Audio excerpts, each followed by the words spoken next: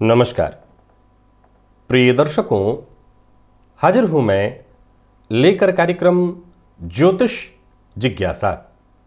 एक ऐसा कार्यक्रम जहां मैं आपकी जन्म कुंडली से संबंधित प्रश्नों का जवाब देता हूं, शांति करता हूं उन जिज्ञासाओं की जो निरंतर आपके मन में उत्पन्न हो रहे हों। तो चलिए बिना विलंब किए कार्यक्रम प्रारंभ करते हैं। सबसे पहली जिज्ञासा है माधुरी दुबे जी की। इन्होंने पूछा है, मेष लग्न की कुंडली में चंद्रमा चतुर्थ भाव में स्थित है, नौमांस कुंडली में कर्क लग्न ही बन रहा है लग्न में और चंद्रमा उसमें स्थित है, तो क्या चंद्रमा वर्गोत्तमी हुए हैं? मेरी जिज्ञासा शांत करें। वर्गोत्तमी बिल्कुल ऐसे ही होता है जिस राशि में जन्मांक चक्र में ग्रह बैठा हो, ठीक उसी राशि में यदि नौमांस में भी ग्रह हो तो ये वर्गोत्तमी माना जाता है। तो निसंदेह आपका चंद्रमा वर्गोत्तमी है। अभय खोले जी ने पूछा है, धनु लग्न में दशम भाव में चतुर्थ में बैठे शुक्र एवं षष्ठ भाव में बैठे देवगुरु बृहस्पति दोनों की दृष्टि पड़ रही है, तो किसके अनुसार व्यापार या नौकरी चुने या कौन से ग्रह के अनुसार अपनी आजीविका चुने? धनु लग्न में दशम भाव पर चतुर्थ भाव में बैठे शुक्र एवं षष्ठ भाव में बैठे देवगुरु बृहस्पति की पांचवी दृष्टि पड़ रही है। ठीक है, मैं वो सूत्र बता देता हूं, केवल आपके लिए क्यों, आपके साथ साथ सभी लोग इस सूत्र को समझ लें कि किसके अनुसार अपनी आजीविका का चुनाव करना चाहिए। आजीविका चुनाव के लिए देखें तो जन्म कुंडली में जो ग्रह सबसे बलवान हो, पहले तो ये देखिए, वैसे ये सूत्र किसी भी लग्न पर लागू हो जाएगा कि जो आपकी कुंडली का सबसे बली ग्रह है, संभव है कि वो ग्रह आपके लग्न के लिए कारक ना हो, परंतु यदि सबसे बली है, षडबल में उसको सबसे अधिक बल मिल रहा है, जन्मांक नौमांस में भी वो बली दिखाई पड़ रहा है, तो आप उस ग्रह के अनुरूप अपनी आजीविका को चुन सकते हैं, उस ग्रह से संबंधित आजीविका को चुन सकते हैं, उससे संबंधित कार्य को करके आप अपने जीवन काल में धन धान्य हासिल कर सकते हैं। दूसरा सूत्र कहता है कि जन्म कुंडली के लग्न, सूर्य और चंद्रमा, इन तीनों में जो बली हो, लग्न का बल अधिक हो, सूर्य का बल अधिक हो अथवा चंद्रमा का बल अधिक हो, तो जो इसमें अधिक बली हो उससे 10 घर आगे गिनने पर जो भाव आए उस भाव में बैठे ग्रह के अनुसार आपको अपनी आजीविका का चुनाव करना चाहिए। तो ये सूत्र भी आप अपने जीवन पर लागू करके देख लीजिए। आज मान लीजिए अपनी कुंडली को खोलिए, देखिए कि लग्न, सूर्य और चंद्रमा में सबसे बली कौन है, 10 घर उससे आगे गिनिए, जो सबसे बली है उससे 10 घर आगे गिनिए जो ग्रह। अब मान लिया जाए कि 10 घर आगे जाने पर आपको बहुत से ग्रह दिखाई पड़े, यानी सूर्य चंद्रमा या लग्न में से जो भी ग्रह बली है उससे आपने जब 10 घर आगे गिना तो आपको 2-3 ग्रह दिखाई पड़ गए। अब हम क्या करें? तो फिर देखिए कि उसमें सबसे बलवान कौन है, उसमें जो सबसे बलवान हो उसके अनुरूप आप। अब मान लीजिए कि कोई ऐसी स्थिति भी उत्पन्न हुई कि वहां 2 ग्रह बैठे हैं और दोनों के दोनों एकदम बराबरी के बलवान हैं, तो फिर जो लग्नेश या जो लग्न से संबंधित आपके लिए कारक ग्रह हो उसके आप उससे संबंधित आप व्यापार चुन लीजिए। मान लीजिए कि 10 भाव आपने आगे गिना और 10 भाव गिनने पर आपको कोई भी ग्रह नहीं मिला, तब तो फिर आप नौमांस में जाकर के देखिए, 10 घर आगे गिनने पर जो भाव आया है उस भाव का अधिपति नौमांस में जिस भाव में बैठा है उस भाव के अधिपति, ये थोड़ा सा समझना पड़ेगा कि पहले तो आपने एक सरल ढंग से समझा कि सूर्य चंद्रमा और लग्न से में जो बली हो उससे 10 घर आगे आने पर जो ग्रह आपको दिखाई पड़े उससे संबंधित व्यापार। अब मान लिया जाए 10 घर आगे बढ़ने पर कोई ग्रह नहीं मिला, तब क्या करें? तो जो भाव आया उसके भाव के अधिपति को नौमांस में जाकर के देखिए, वो नौमांस में जिस राशि में बैठा है उस राशिपति के अनुसार आपको अपने आजीविका का चुनाव करना चाहिए। तो आशा करता हूं ये सभी के काम आ जाएगा। और ओमी शर्मा जी ने पूछा है, मकर लग्न की कुंडली में लग्न में राहु, गुरु, सप्तम भाव में केतु, शुक्र, अष्टम में शनि और सूर्य, भाग्य में बुध, सुख भाव में चंद्रमा और छठे भाव में मंगल, मेरा भाग्य कैसा होगा और मुझे कौन से क्षेत्र में जाना चाहिए? मैं अभी 8वीं कक्षा में पढ़ती हूं। अच्छा, मकर लग्न की कुंडली में लग्न में ही राहु, गुरु, तो मकर लग्न में ही गुरु बैठे हैं तो नीच राशि में हुए और राहु के साथ बैठे हैं। बाकी का आगे कहना है कि शुक्र सप्तम में है, केतु सप्तम में है, शुक्र अष्टम में, शनि सूर्य केतु और शुक्र अष्टम में है, शनि सूर्य नहीं, राहु गुरु ये तो लग्न में हो गए, सप्तम में केतु शुक्र, अष्टम में शनि और सूर्य, भाग्य में बुध। तो शनि सूर्य यानी कि मकर लग्न की कुंडली में लग्नेश चले गए अष्टम में, तो लग्नेश का अष्टमस्त जाकर के होना एक जीवन काल में संघर्ष की स्थिति को प्रदर्शित करा रहा है। और सूर्य बुध भाग्य भाव में बैठे हैं, ये बहुत अच्छी स्थिति है, भाग्य भाव में बुध बैठे हैं तो ठीक है। सुख भाव में चंद्रमा है। मैं आपको बता दूं कि मकर कुंभ मीन मेष राशि है आपकी। देखिए वैसे तो किसी भी कुंडली में, मैं तो बस केवल एक प्रश्न को पढ़ रहा हूं, किसी भी कुंडली के किसी भी ऐसे प्रश्न को जहाँ के भी पूरी तरह से मैं शायद चीज़ों को न समझ पाया हूँ, आप अभी 8वीं कक्षा में पढ़ती हैं और मन लगा करके पढ़िए, मेहनत करिए। जीवन में जब किसी के संघर्ष की बात आती है कि बहुत ज़्यादा संघर्ष है, तो ये बहुत अच्छी बात होती है। इसका मतलब है कि संघर्ष से आपको सफलता मिलेगी, संघर्ष से सफलता मिलेगी, इस बात की गारंटी तय हो जाती है। तो इस कुंडली में संघर्ष दिख रहा है लेकिन सफलता की स्थिति भी दिखाई पड़ रही है, तो ठीक है, संघर्ष तो रहेगा परंतु सफलता भी आपको मिलेगी। आप नौकरी प्रयास करिए कि आपको नौकरी के क्षेत्र में जाने का मौका मिले और आगे चल करके शेयर मार्केट वगैरह से भी संबंधित चीज़ें सीख लेंगी तो आप उससे भी अच्छा पैसा अर्जित कर सकेंगी। लीला शर्मा जी का प्रश्न है, मेरे पुत्र के मेष लग्न में ही बुध, द्वितीय भाव में सूर्य, तृतीय में शुक्र व केतु, चतुर्थ में मंगल और गुरु, पंचम में चंद्रमा, नवम में राहु तथा दसम भाव में शनि। मंगल की महादशा में चंद्रमा का अंतर चल रहा है। पूछ रहे हैं कि पंडित जी विवाह में विलंब हो रहा है, विवाह कब तक होगा, एवं क्रोध भी बहुत आता है, विवाद परेशानियां भी हो रही हैं। मेष लग्न की कुंडली है और आपका कहना है कि मंगल की दशा चल रही है, तो सीधी सी बात है कि मंगल एनर्जी है, एनर्जी अर्थात तेज, ऊर्जा, क्रोध, तो ठीक है, क्रोध तो आना ही आना है। आपने कहा कि द्वितीय भाव में सूर्य बैठे हुए हैं, तो दूसरे भाव में कई बार क्या होता है कि किसी को गुस्सा बहुत आया, तो ये कैसे पता चलेगा कि किसी को बहुत गुस्सा आ रहा है। आपने कई ऐसे लोगों को देखा होगा जो आमतौर पर बहुत सामान्य हैं, वो किसी से लड़ झगड़े नहीं रहे हैं, लेकिन फिर भी वो जब बात करते हैं तो ऐसा लगता है बगल में कहीं मार हो रहा है, कहीं लड़ाई झगड़ा चल रहा है। तो पास में जाकर के पता चला अरे वो व्यक्ति बहुत नॉर्मल ढंग से बात कर, उनका बोलने का तरीका वही था। आपने कई लोगों को ऐसे देखा होगा। तो वाणी से ही ये प्रदर्शित होता है कि व्यक्ति क्रोध में है कि नहीं, लड़ाई झगड़ा करने, विवाद करने पर उतारू है कि नहीं। अब देखिए मेष लग्न में ऊर्जा होती है, ये बात तो सत्य है, लेकिन ये द्वितीय भाव में जो सूर्य बैठे हैं ये अपना चमत्कार दिखा रहे हैं और इसके चलते वाणी में कड़वाहट, क्रोध यानी ऊर्जा का विस्तार हो जाता है, तो इसके चलते परेशानी हो रही है। रही बात विवाह कब तक होगा, तो इनकी राशि आपने जो बताई है कि पंचम में चंद्रमा है तो सिंह राशि हो गई, तो सीधी सी बात है सिंह राशि के लिए गुरु जब राशि परिवर्तन करके मेष में जाएंगे तो विवाह की स्थिति उत्पन्न करेंगे, तो अप्रैल के बाद विवाह का योग इनकी कुंडली के लिए गोचर कुंडली से बन रहा है, तो आप उसके लिए प्रयास करिए। रही बात क्रोध की, तो वो तो कहीं ना कहीं अभी है और रहेगा। अब चूंकि लग्न ही ऐसा है मेष और द्वितीय भाव की स्थिति ही ऐसी है कि क्रोध की स्थिति तो दिखाई पड़ेगी ही, वाणी ही जातक की ऐसी होगी कि प्रतीत होगा कि लड़ाई झगड़ा, क्रोध मार करने पर ये उतारू है। अंकित चौहान इन्होंने पूछा है कि मिथुन लग्न की कुंडली में नवम भाव में सूर्य और शनि है, उन पर गुरु की दृष्टि है, मेरे पिता के साथ संबंध अच्छा नहीं रहता, क्या मेरा भाग्य साथ नहीं देगा? नहीं, कैसे साथ देगा? जब आपका पिता के साथ ही संबंध अच्छा नहीं है तो भाग्य का साथ कहां से मिल पाएगा? देखिए मैं नहीं जानता आपकी उम्र कितनी है, परंतु मैं एक बात आपको बताना चाहता हूं। क्या लगता है आपको, पिता के साथ, माता के साथ मतभेद होना कोई बुरा नहीं है। संबंध की खराबी जो होती है वो एक जनरेशन गैप के कारण होता है। आपके पिता जहां पर खड़े हैं वो अनुभव के उस पड़ाव पर पहुंच चुके हैं जहां पर उन्होंने आपके जीवन को भी देखा है, यानी इस उम्र से होके ही वहां तक पहुंचे हैं। कई तरह के झंझावात, परेशानी, जीवन काल में सब कुछ उन्होंने झेला है, तो वो दो बातें महसूस करते हैं और यहां पर ही थोड़ी सी गड़बड़ी हो जाती है। ऐसा नहीं है कि मेरे पिताजी नहीं है और मैं उनके साथ मतभेद नहीं कर लेता हूं, बिल्कुल ही करता हूं, कल को मेरा बच्चा भी मेरे साथ करेगा, लेकिन शायद मैं समझने का प्रयत्न करूंगा। शायद, मैं नहीं जानता कि मैं परिस्थितियों को समझ पाऊंगा कि नहीं तब, पर समझने का प्रयत्न करूंगा। क्यों? हर मां बाप वही सोचते हैं, क्या कि मैं जिस कष्ट से गुजरा हूं मैं चाहता हूं तुमको वो ना देखना पड़े। तो यहां एक बड़ी विकट स्थिति खड़ी हो जाती है।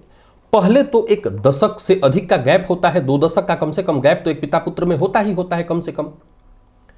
अब इस 2 दशक में बहुत कुछ बदल चुका होता है। एक दूसरा, पिता सोचते हैं कि इस तरह से तुम आगे बढ़ो, और तब और अब में बहुत भेद हो चुका है।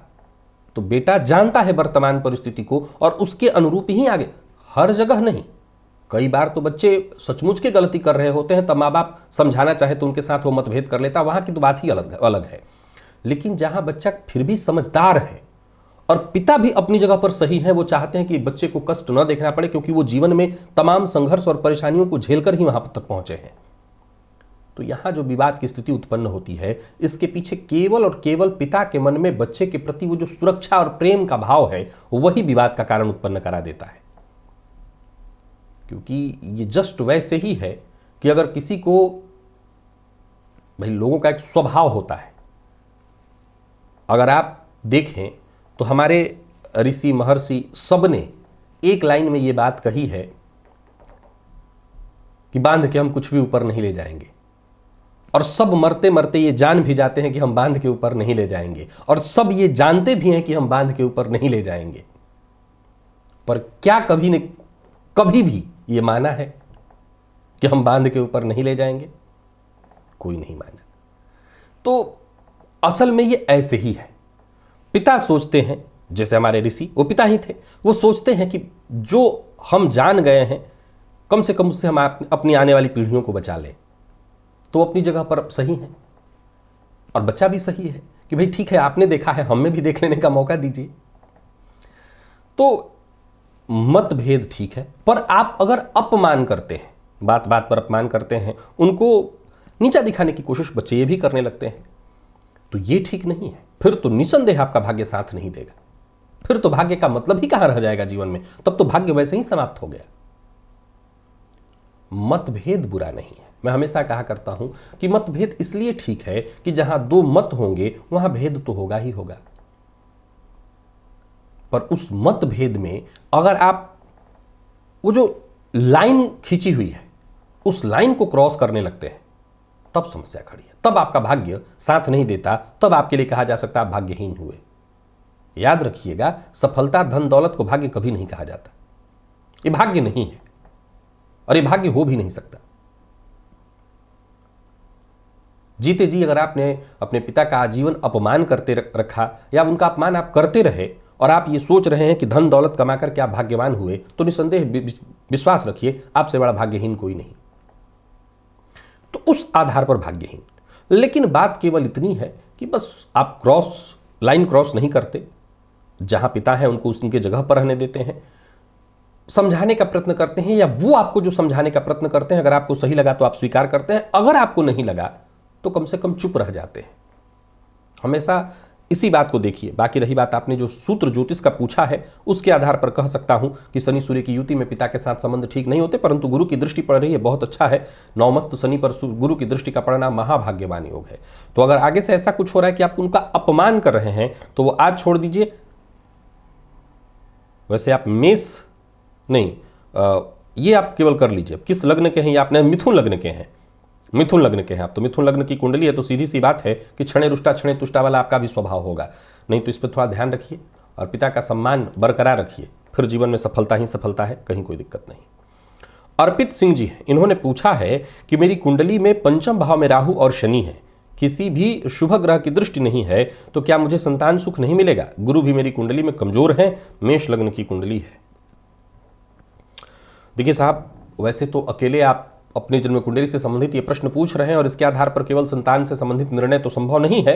हाँ, आपने जितनी बातें अपने लिए कही है कि 5वें भाव में शनि राहु की युति का होना, यह श्रापित योग हुआ, संतान प्रतिबंधक योग भी हो गया। गुरु के बारे में भी आपने कहा कि वो कमजोर है आपकी कुंडली में। अब आप पुरुष हैं तो सीधी सी बात है, आपकी कुंडली में शुक्र को भी कम से कम देख लेना चाहिए कि वो कैसा है। पर जितनी बातें आपने कही है संतान, देखिए यहाँ पर 2 बातें होती हैं, बहुत ध्यान से समझना होगा। 5वें भाव के पीड़ित हो जाने से, गुरु के पीड़ित हो जाने से भी संतति होती है, शुक्र के बली होने से, शुक्र के बलवान होने से। पुरुषों में शुक्र स्पर्म काउंट यानी वीर्य, और स्त्रियों में मंगल और चंद्रमा रज से संबंधित हुए। अगर इनमें से, जैसे गुरु कमजोर दोनों की कुंडली में, तो संतति मिल जाएगी आपको, लेकिन उसके सुख की बारी आएगी तो उसमें परेशानी आ जाएगी। वो भाव पीड़ित है तो पता चला बच्चा तो हुआ, परंतु उस बच्चे में कहीं ना कहीं कोई परेशानी निकल आई, उसके साथ कोई दीर्घकालिक रोग आ गया, तो इसकी संभावना बनती है। संतान भाव में शनि राहु की युति है, पहले तो अपनी पत्नी के साथ अपनी कुंडली को मिलवा करके देखिए कहीं उसमें समस्या तो नहीं उत्पन्न हो रही है, एक। और दूसरा, पहले तो उम्र कितनी है आप लोगों की, कितने उम्र के किस पड़ाव पर है दोनों पति पत्नी, इसको समझना होगा। त्रिपिंडी श्राद्ध बहुत सरल उपाय मैं हमेशा बताया करता हूं। पंचम में शनि राहु की युति है तो त्रिपिंडी श्राद्ध सबसे सरल उपाय है इसके लिए। और बाकी पितरों की कृपा वो बहुत आवश्यक है। बाकी हाँ, जितना आपने कहा है उससे संतान में थोड़ी दिक्कत दिखाई पड़ रही है। संचित आर्य, इन्होंने पूछा है मेरी कुंडली में लग्नेश छठे भाव के स्वामी के साथ लग्न में है, साथ ही शनि की दृष्टि है, कैसा प्रभाव होगा। मेरी कुंडली में लग्नेश छठे भाव के स्वामी के साथ लग्न में है, साथ ही शनि की दृष्टि है, लग्न पति लग्न में ही है और षष्ठेश के साथ बिल्कुल ही ये ठीक नहीं माना जाएगा। और बिल्कुल उस पर पापग्रह की दृष्टि भी है, ये क्रोध भी उत्पन्न कराता है, आजीवन रोगी भी बनाता है, शत्रुता कराने वाला होता है, और तो और ये जातक को कामी प्रवृत्ति का भी बना देता है। तो हाँ, लग्नेश लग्न में ही हो और षष्ठेश के साथ हो तो जातक को आजीवन कोई ना कोई रोग घेरे रहता है। ऐसी अवस्था में ऐसे जातकों को एक ही सलाह है, भोलेनाथ की शरणागति। दीर्घकालिक रोग से बचना चाहते हैं, किसी भी तरह के गंभीर रोग से बचना चाहते हैं, भोलेनाथ की शरण में आ जाइए, सुरक्षा तो वहीं पर है। अंकित कुमार जी हैं, इन्होंने पूछा है कि मिथुन लग्न की कुंडली में गुरु नवम भाव में है, राहु तीसरे भाव में है, गुरु राहु की दृष्टि से दृष्ट हैं तथा गुरु मृत अवस्था में हैं, तो गुरु की महादशा कैसी रहेगी, अच्छी या बुरी। क्योंकि जैसा आपने बताया कि मृत ग्रह की दृष्टि का प्रभाव नगण्य होता है, तो क्या उस ग्रह की महादशा का प्रभाव एकदम शून्य हो जाएगा? नहीं, बिल्कुल नहीं। अभी कल का राशिफल आपने शायद नहीं ध्यान से सुना। अच्छा, एक बात यहां पर बताना चाहता हूं, ठीक, ये जरूर समझा देना चाहता हूं प्रिय दर्शकों। ज्योतिष जिज्ञासा के इस कार्यक्रम को जो दर्शक इस समय देख रहे हैं वो अब इस बात को जरा समझने का प्रयत्न करिए। यह संभव है अंकित कुमार जी ने प्रश्न आज से 20 दिन पहले दे रखा होगा। मैं क्या करता हूं, इस बात को ध्यान से सुनिए।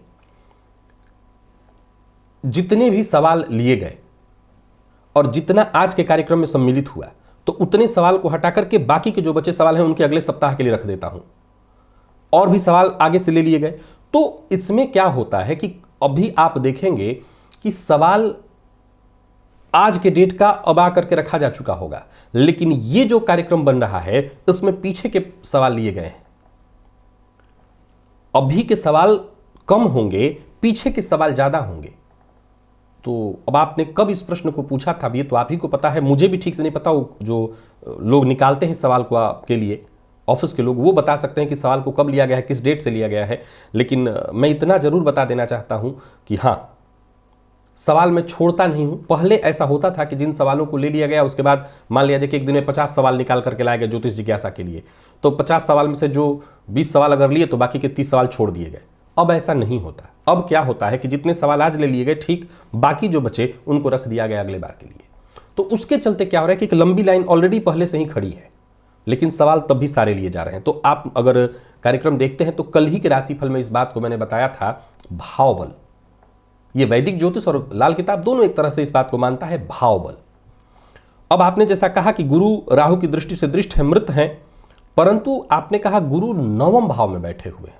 तो नवम भाव गुरु का अति विशिष्ट कारक भाव है। यहां पर गुरु को ऑलरेडी बल प्राप्त हो जाता है, तो मृत अवस्था के भी हुए तब भी उनकी दशा आपके लिए सहयोगी और कारक होगी। आपकी कुंडली में वो 2 केंद्रों के स्वामी होकर के दशमेश और सप्तमेश बनकर के जाकर के नवम में बैठे हैं, तो निसंदेह वो कारक। अब ये जरूर मैं जानना चाहूंगा कि आपने कहा शनि की स्थिति कैसी है, ये आपने नहीं लिखा है, ठीक है। शनि की स्थिति को देखिए, क्योंकि शनि के बल से भी गुरु को बल मिलेगा। तो अगर शनि के पास बल है तब भी गुरु को बल जाएगा, तो उस अवस्था में भी, और शनि का संबंध गुरु के साथ कैसा, इससे भी गुरु को बल जाएगा। तो एकदम से ये नहीं माना जाएगा।